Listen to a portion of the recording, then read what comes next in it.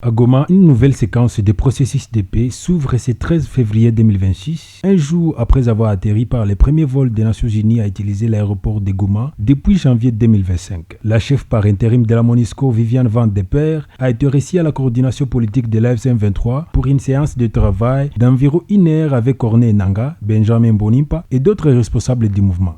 Au centre de cette rencontre, la mise en route opérationnelle du mécanisme de suivi et de vérification du cessez-le-feu conclu entre le gouvernement congolais et l'AFC M23 dans le cadre de médiation régionale. Viviane Van de Peer résume les enjeux de cette mission et les rôles que la MONUSCO attend jouer dans ces dispositifs. Écoutons. Pour d'être venu. Je viens de tenir une réunion avec les représentants du AFC M23 à Goma, où je suis arrivé hier, à bord du premier vol à atterrir à l'aéroport depuis janvier 2025.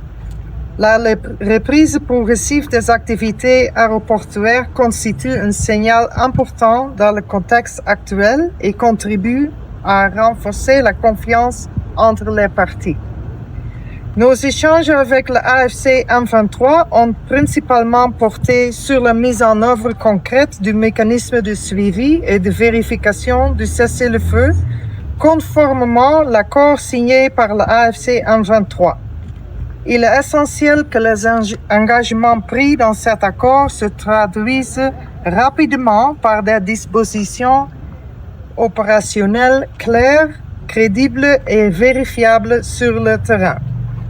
Conformément à la résolution 2808 du Conseil de sécurité, la MONUSCO est mandatée pour soutenir un cessez-le-feu permanent, notamment à travers sa participation au mécanisme de vérification et son appui au mécanisme conjoint élargi de vérification plus et GVM+, avec qui je me suis entretenu ce matin.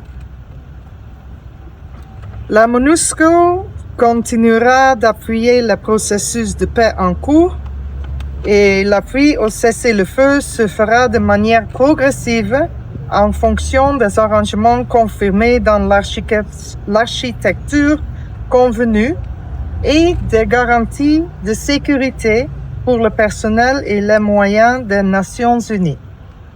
Notre action restera strictement dans le cadre du mandat du Conseil de sécurité et dans le plein respect de la souveraineté de la République démocratique du Congo.